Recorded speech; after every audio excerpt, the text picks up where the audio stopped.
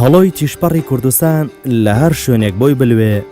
بە شەقەی بەغڵی ئارەزوو کوانی شۆڕش دەگەشێنێتەوە و هیچ پارچەیەکی ئەم خاکە لای ئەو جیاوازی لەوی دیکە نییە. سەمای شۆڕش گەڕم دەکەن و بە گشت ستەمکارانی سەردەمدا دەچنەوە تا بستێک خاکی ئازاد بەدەست بێن و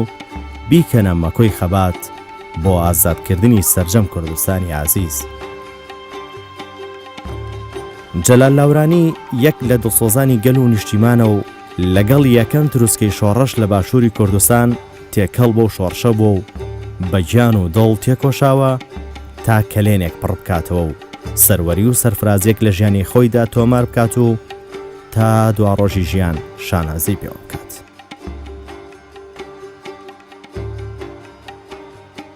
من جەلال لاورانیم، لە ساڵی 36 لەدایک بووم. خەڵکی ڕۆڵەم شۆڕشی ئەیلول دەستی پێکردووە. من لە دەبەنیخان پێشمەرگە بووم لە ساڵی 61 چەکم هەڵگرتووە. ئەو منتیقەی لای خۆمان وەکو کە بیزانین ماوەیەکی لە زمناکۆ بوو، ماڵمان لەو زمناکۆ بووە کە ئەو 61 قەرەباڵخێکی زۆر دەستی پێکرد. سەورەی عەبدولکەریم قاسم بوو. هەموو منتیقەکان هات، عەشایاری منتیقەی هەڵەبجە هەر هەمویان هەموو عەشەرەکان گۆبنەوە لە دەمی تونێلی دەربەنیخان، تونێلی سەدەی دەربەنیخان تا 61 لێ شەڕ بوو. ماوەیەک کوتپی کردووە، کەمی کردووە، تەنزیم دەستی پێ کردووە. لە 62 دەستی پێکردووە لە دەربەنیخان لە قەمەرەرەی پێڵە شەڕ بوو هەتاوەکو 62. لە 62 شەڕێکی زۆر قورس بووە، دەستکەوتێکی زۆر بوو، ئیسلاحەیەکی زۆر گیرا، شەهیدی زۆریشماندا. ئەو منتیقەبانەتەوە ئەو کرد دوای نەقلیان کردین لەقێکی بۆ منتیقەی گەرمیان لە ساڵی 62 بۆ 63 چون بۆ منتیقەی خانەقی. دەو منتیقەماینەوە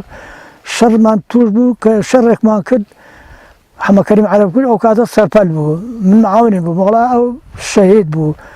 پێیان وتیان تۆ حەزەکەین تۆ لە شوێنەکەی ببینیتەوە. من لە شوێنەکەی حەمەکەریم مامەوە تا قووەت هات و گەیشتە ئێوە کە کاگڕەشی و فازتاڵەبانی ئەو کاتە مەسوولمان هاتونەوە ئەو منتیقە و شەڕێکمان کرد. دووبارە شەڕێکی باش کرات، لەوێ سلاحی باش دەستکەوت بوو، قووەتێکی باش، شەڕێکی باشمان کرد. جا دوو کەڕەتیش ئیسرائیل خوێندین و ئەو پەلێکەوە سەد باسم کرد. ئەو کاتە دوو کەڕە خوێندین و ئیسرائیل کە باسی ئەوەی کە گوتی وەڵڵاهی قووەتە مولا موسەفەر بەرزانی ئەو کاتەی کە قووەتێکی زۆرمان لێ هەمویان نوێڕینە ئێران عەسکەری عێراق. لە دوایە مەخفەرەکەی تەسلیم و قووەتێکمان بۆ هات. ئەو قووەتەی هات لەو منتیقەمانەوە هەتاکو سەعات تا ساڵی 63 مفۆزاتێک بوو لەگەڵ قەومیەکانە، لە خەڵک قەومیەکانە مفۆزاتێک بوو. شەڕەکە دەستی پێکرد. دووبارە ئێمان نەقل کردەوە بۆ منتیقەی سەرتەک.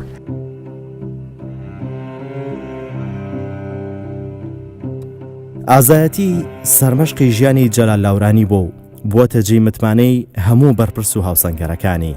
ئەویش بەبێ سێودوو ئەرکەکانی جێبەجێ کردوون و لە بەرەکانی جەنگ لە دژی دوژمن ئازایانە هاتۆتە دەست و هیوای بە هاوڵانی خۆی بەخشیوە. لە میانەی بەرەنگاربوونەوەی دوژمنیشدا تووشی پێکان دەبێت و لاقێکی لە دەست دەدا. قووەت هوجمی کرد بۆ منتیقەی سەرتەک و بۆ منتیقەی دەروەن بێلوولە پێشن قوڵنەجن هەموو کەڕەتەکە شکیان دوولی وا بوون. قسارێکی زۆرێکیان لێ هات. لەو ناکە من مامۆ لە منتیقەکە پێیان وتیان وەڵڵاهی ئەبێتەوە هین قووەت هاتگە و ئەوەن قووەت چووە بۆ پێنجێن. لە پێنجێن دەبێتەوە بڕۆی بۆ پێنجێن. منیش ئەو کاتە لە قەیکان بۆ تروستکردن لە سەرا بووم، سەرای لایش شێوکۆڵ. قووەتەکان سەرپەلەکانم هەموو دیاری کرد. مەبیان تیارگرن قووەتێکیاندا پێم وتیان بڕۆ بۆ منتیقەی پێنجێن لەوێ شەڕە. وەڵڵا شەڕەکە دەستی پێکرد. ڕبایەکە لێ بوو، قووەتێکیان لەگەڵ قووەتێکا لەگەل بوو. وتیان بێ بڕۆ سەری ئەم ڕبایە پێژن ڕبای هۆمەرێنە نزیکی ناڵپارێزە. جا ئەو ڕبایەکە من ڕۆشتینە سەری ڕبایەکە. لە سەر ڕبایەکە لێ ئەڵغام پێاتەقی لە ساڵی 65 قاچێکم لە دەست داوە. خۆم تن کرد و لێ 4 ڕومانەیشم پێ بوو، 4 هەر ڕومانە. لێ دانیشتم چی برادەیەک لەکەیکی هات لێ باڵم کە پێشمەرگە چی دوای دەنەبوو پێشمەرگە چی دوای دامەوە وتم وەرە وتی هات پێشمەرگەکە نزیکم بووە وتم بێ هەڵم گرە دوای برا ڕۆمە تۆی وتم کوراامە برا ڕۆمەکە هەڵم خەی ناگە هەڵی گرتم فەقیرەکە و پێشمەرگەی ماوە لە ژیانە ناوی عەبدوڕەحمانە وتی ناتوانم تو کورا هەڵم گەر حەق نەبێ هەڵی گرتم ماوەی بدنێتر چی پێشمەرگەکان هەمویان گەڕیانەوە لام هەمویان گەڕیانەوە لام و میش پێشمەرگەکان هەڵیان گرتم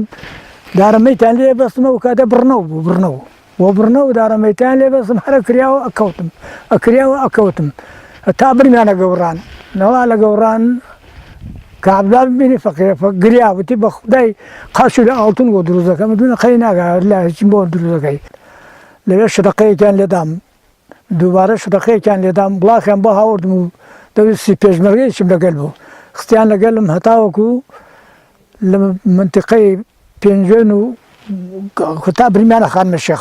خانمە شێخان مەقبەرێکی ئێران بوو ئێتر برمیانە مەریوان لەوێ تۆزە پاسمانیان کرد و دووبارە برمیانە سنە لە سنە مامەوە ئەو کاتە ڕێخستمان بوو لەوێ پێیان وتیان نەڵێ پێشمەرگەی عەجید لێ بوو عەجید مەسوولی عەلاقاتی ئێوە بوو ئەو کاتە بادینیەک بوو لە سنە بوو ئاتە لام وتی نەڵێ پێشمەرگە لەبێرا پێشمەرگە قاچاقە وەڵام منیش نەموتم سیارە لێدام وتیان سیارە لێیان پارچە چییە لە سنێت دووبارە نردمیان و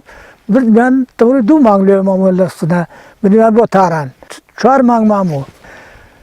دەوری 4 مانگەکە مامەوە لە تاران قاچیان بۆ دەستکردن و تەبریزم کرد دووبارە گەڕیانمیانەوە بۆ تەوێڵە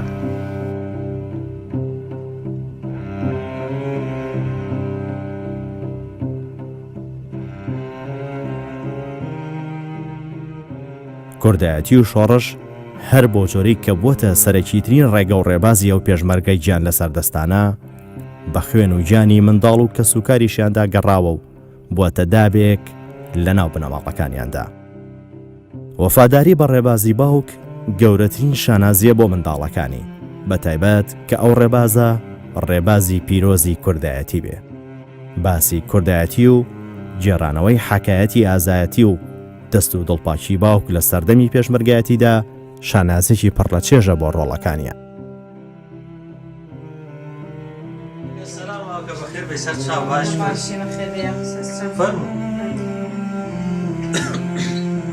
بخير بين يا اخوان خير بسرچا بخير شلونه صحتك شلونه ماشي باسی جبهه ماشي ساشتغل لي مدمر كوتو ان شاء الله ماشي ان شاء الله سر بخوي كردستان بینین ان شاء الله طبعا لە کاتی مناڵی ئەمە گەرمەی شۆڕش بوو یعنی ئەو کاتە بڵێن هەموو مناڵ هەموو ئاگیان لە مەسەلەی شۆڕش وانە بوو چکە شتیوانە بوو خەڵخۆی پێوە مەشغوڵ بکات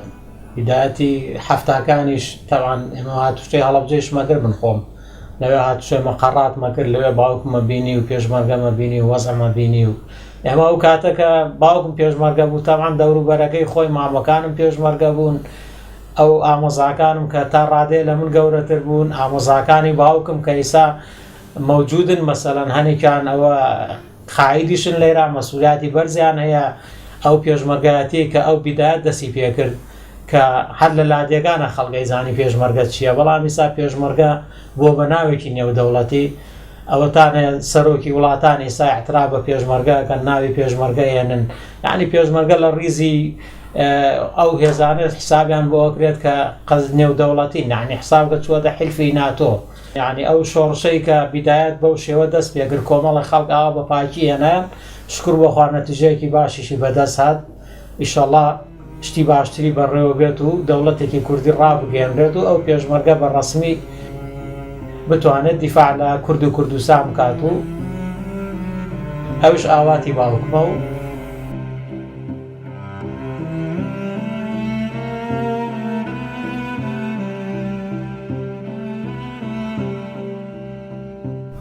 من ناوم سەرگۆڵ جەلال لاورانی کچی گەورەی جەلال لاورانی ساڵی 1968 لە گوندی لاوران لەدایک بووم. باوکم پێشمەرگە بووە دیارە پێش لەدایک بوونی ئێمە چونکە ئێمە کە هەتا مناڵی گەورەیشمان یەکە مناڵمان لەدایک بووە باوکم ئەو کاتە بریندار بوو ئەوەی کە من لە بیرم بێ دوای ئەوە ئاوارەی بووە کە چوینەتە ئێران و من خۆم هەستی پێەکەم باوکم کوردایەتەکەی پێشی حیزبایەتی خستووە بە زۆریش ئەنی چونکە بۆ مافی کورد و بۆ مافی گەلەکەی تێکۆشاوەوە ئەلحەمدولیلا ئێمەش زۆر شانازی پێوەکەین کە ئەو ڕێگایی زۆر بە پاکی بڕێەوە بە پاکی هێناوێتی هیچ غەدرێک هیچ ئەلحەمدولیلا هیچ دابڕانێک شتێکی وای نەبووە کە خوا نەخواست لە سوچێک و شتێک باس کرێت جێی شانازیە جێی افتیخارە چونکە تۆ کەسێک ئاوا چەند ساڵ تۆ لە ناو خەڵکابی لەناو ئەو خەڵکابی و خەڵک لێ ڕازی بێ ئینشاڵڵا کەسێکە عاقیبەت خەیرە و خۆش لێ ڕازیە و ئێمەش وەکو مناڵی هەمومان شانازی پێوەکەین و هەمومان لێ ڕازین ئینشاڵڵا. بان 11 ئازاد دەرکرا 12 فۆژی حرس حدودیان دروست کرد ئەوەی بوو بە حرس حدود بوو بە حرس حدود ئەوەی چی ماوە پێشمەرگەکان هەمومان لە مەقڕە ماینەوە ئەو پێشمەرگانەیش ماونەتەوە هەمویان ئەرزیان داپیان و فەلاحەتیان دەکر و ئەرزی فەلاحەتیان داپیان و بۆ خۆیان لە ماڵە دانیشتن تا ئەو وەختەی مفۆزات تێکچووە ئەو قەراری ئەویان بوو کە کەرکووک کوردستانی بێ ئەو کاتەی حیزب وتی ئێبێ کوردستانی بێ عێراقیشی قەراری بوو مشترەک بێ کەرکوو بەس ئەمان قبوڵیان نەکرد لەبەر ئەوە شێر دەستی پێکرۆ بەرزانی قەراری بوو ئەماکو ماتوڵ وای لێها بەرزانی وتیژ وەڵامیش ئەوە ئەو قەرارە نادەم ئەبێ خۆ کەرکوو ماڵی کوردستان بێ ئەو کاتە ئێمەش کۆ کرۆ هەرچی پێشمەرگەی کۆیان کردی و بۆ منتەقەی گڵاڵ و حاجی ومەران ئەوان کە ناردێنان لەو شەڕە بەشداریمان کرد یەکێ لەو شەڕانە منێکێکیان من بووم تقریبی 200 کەسم لەگەڵ بوو کە ڕۆژینە سەری شەرتیژمان کرد تقریبی دەوری 4 مانگی لێمانەوە دووبارە هاتینەوە تەنزیم بکەینەوە هاتینەوە بۆ کوردستان و تەنزیم بکەینەوە هەرێکێ لە شوێنی خۆی.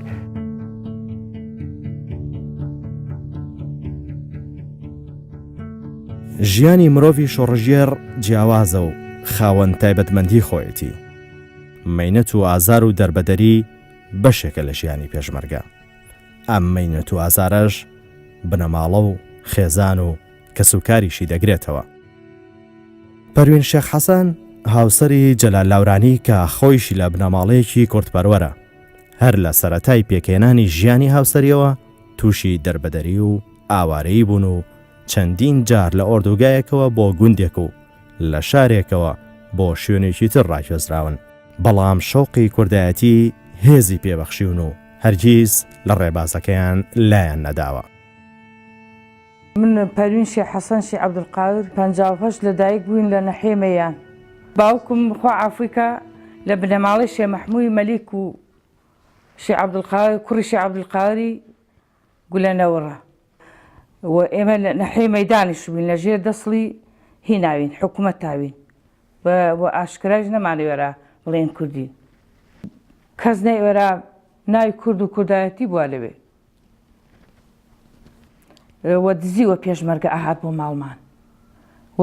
باوکم نامەی ئەنووسا بۆ براکەم ئەیدا ئەو براکەم بیبردای بیدایەتە دەستی پێشمەرگە و تەنزیمی پێشمەرگەوە لە هۆرێن و شێخان و پێ بناری بەمۆ و دزیوە یعنی ئێمە نەمانەوێرەوە ئاشکرا خزمەتی پێشمەرگە بکەین. باوکیشم پێشمەرگایەتی خۆشەویست و جەلالی هەڵبژارد وتی کوڕێکی زیرەکە و باشە و منی داپی دوای ئەوە ساڵێکیش منی داپی 2-3 مانگ لە سەرتەک هاوینە هەواری سەرتەک بووین دوای ئەوە هاتینۆ چوینەوە بۆ لاورانەوە ماڵۆ بتر لە ساڵێک لە لاوران بووین تەواو شۆڕش نەکسە هێنا وتیان دەبێ بچنەوە هەرکێ لە عێراق مێنێتەوە مێنێتەوە نامێنێتەوە بڕاتەوە ئێران چوینە ئۆردوگای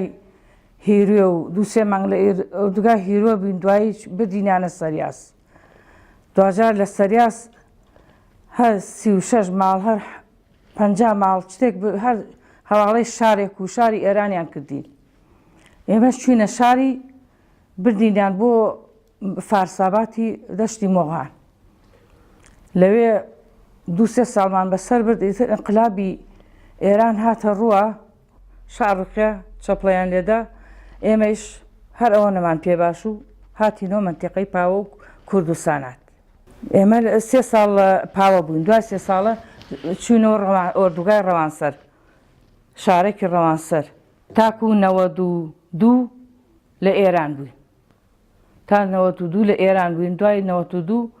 کە شۆڕشی هین دەستی پێکردوینی ئێرە ڕاپەڕینی ئێرە پێشمەرگا هاتەوە کوردستان ئێمەش 92 هاتینەوە کوردستان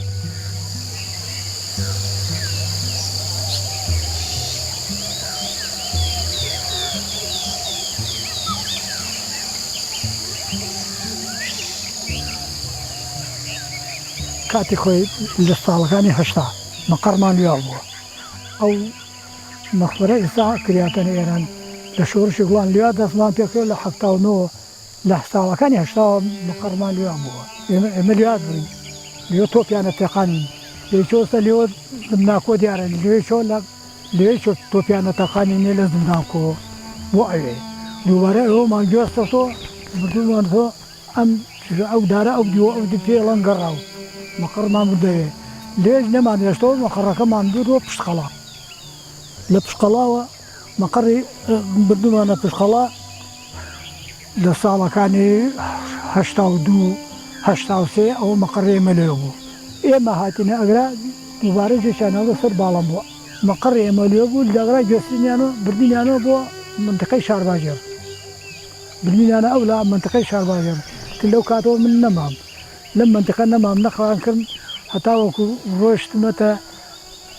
کاتی خۆی ئەڕاژان چون بۆ لای کاگزیز لە ڕاژان بوو وتیان لە ڕاژان لێ وەڵامەتیان ڕوویەوە بۆ قەندیل چوومە لای کاگزیز لە قەندیل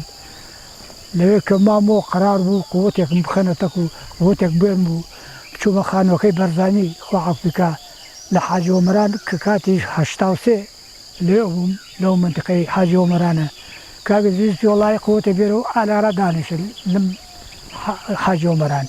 تەوە قەرار بوو بێن ڕێک نەکەوت قەرارەکەی ئەوە سەری نەگرت دووبارە گەڕامەوە هاتمەوە بۆ ئەم منتقەی لای خۆمانە ماوەیەکی مەقەڕمان لە ساڵەکانی لەم دوای ئاخرە و ئێرانی شەڕی ئێران و عێراق و ئەمانە تەواو گەرمەی گرت سێژن سەخت لەو دی ئەو مەخفەری ئێرانەوێ لەو دی و ماوەیەکی لێ بووین دەوری ساڵە 2 ساڵ لەو منتقانە بووین تا ساڵەکانی 87 و 88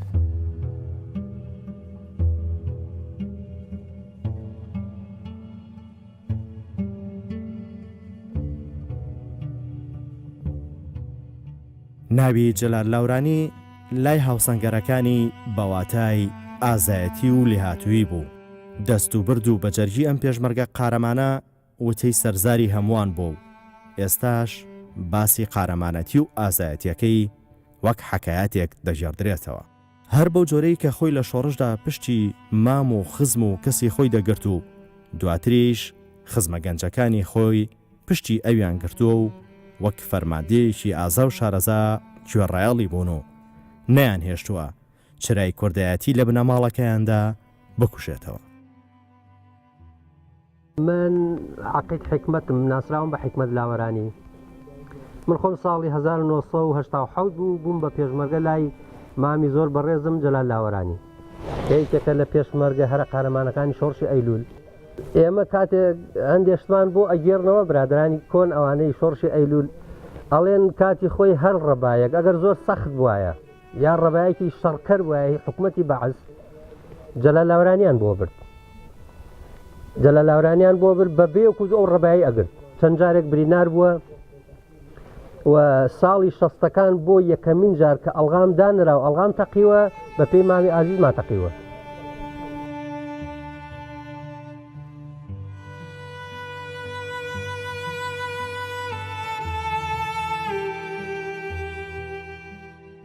من دڵشاد لاوەرانی کوڕی جەلال لاوەرانیم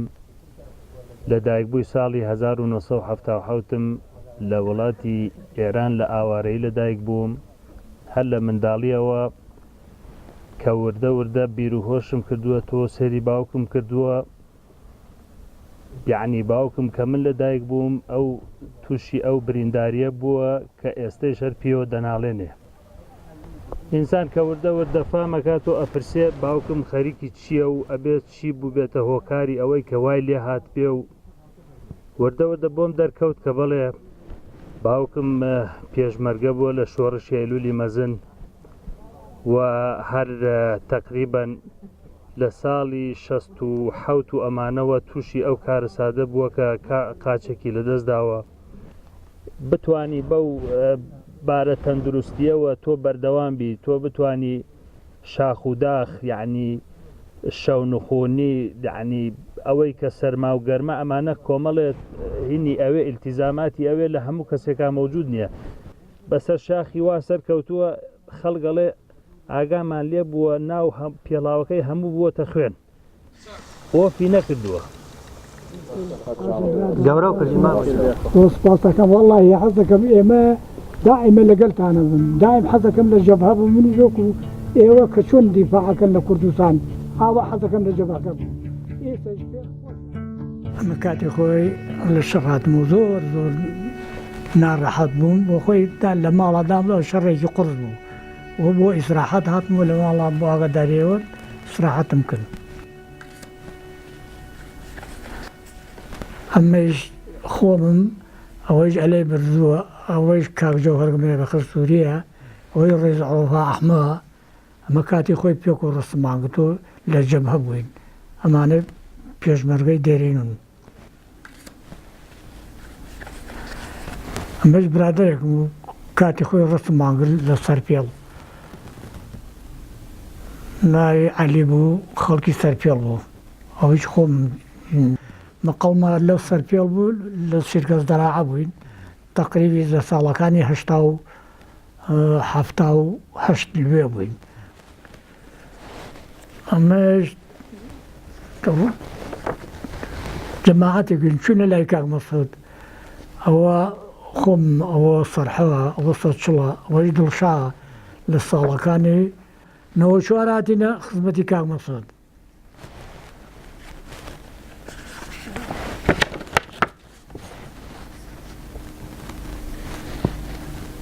ئەمەش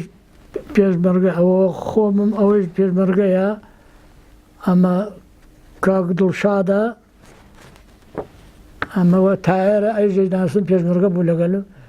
ئەمەش سەرچڵە ئەوەی باوکوتە ئەوە بچکۆلە ئەوەستا بۆ پیاوێکی چاک ئەو ڕسمە لە پاوە گرتومانە لە پاوە ئێمە پەناهەندە بووینەوە کاتە زدی حکوومەتی عێراق بووین کە لەوێ چەکدار بووین دووبارە شۆڕشمان دەست پێ کڕۆ لە پاوە هاتینەوە گەڕاینەوە تەقریبی منتیقەی شەمێران و لە ساڵەکانی هەفتاکە تەقریبی لە ساڵەکانی 1970 گەڕاینەوە منتیقەی شەمێران و لەو منتیقانە دەستمان پێکرد با پێ بڵم تۆ باران بوو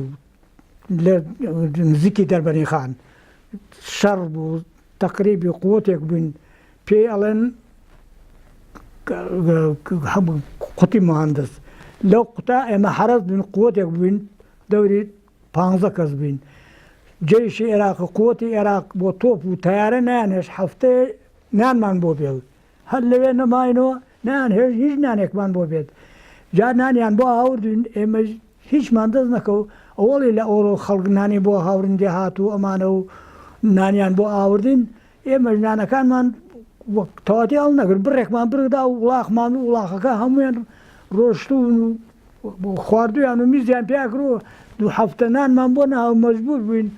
ڕامان کرد ڕووین هەر چۆنە بێ وەختو بمەری لە برسانە وەڵا ڕۆشتین هینەکەمان دۆزیوە نانە ڕقەکەمان دۆزیوە و شۆردومان و لێمان خوارد هەمومان ناودەممان بوو بە زام ئێتە ئەوە ژیانی پێشمەرگایەتی ئەوەیە بۆچی ئێژن پێشمەرگە بۆچی لەبەر چی ئێژن لەبەری تۆ مەرگی خۆ دەخەیتە پێشەوە ئامادەی مەرگی خۆت بخەیتە پێشەوە بۆیە ناون پێشمەرگەیە داری ئازادی ئەر بە خوێن ئەو نەدرێ ئەو دارە قەت سەر ناگرێ ئەو بە پێتان بڵێم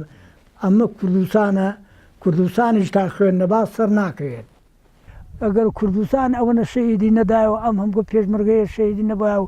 لە کوردستانە نەبایە و ئەمە کوردستانی ئاوات وەگاڵتە نهاتۆ دۆ برەوە تۆزانی تقریبی کوردستان تقریبا 70 ساڵە شۆڕشەکە بۆ ئەم شۆڕشە بۆ سەربەخۆی و کوردستانەکە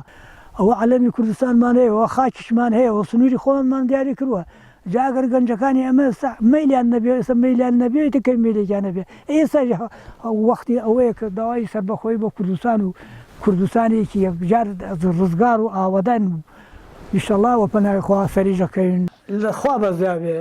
ئێمە بەوە هاوردمانە لە نانەڕەقۆ هاوردمانە هیچمان نەبوو بخواستە لەخوا بەزیاوێ ئێوەیش هەمووتانە بن بە دکتۆر و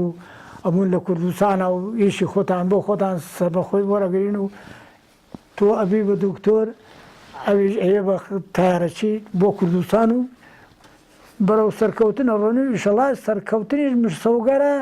ئێوەی ئەم ناڕەحەتی کۆنە خۆمان بینومانە نایبینن ئەمە ڕۆژی ئێوەی ئیشەڵڵاوە پەنای خوا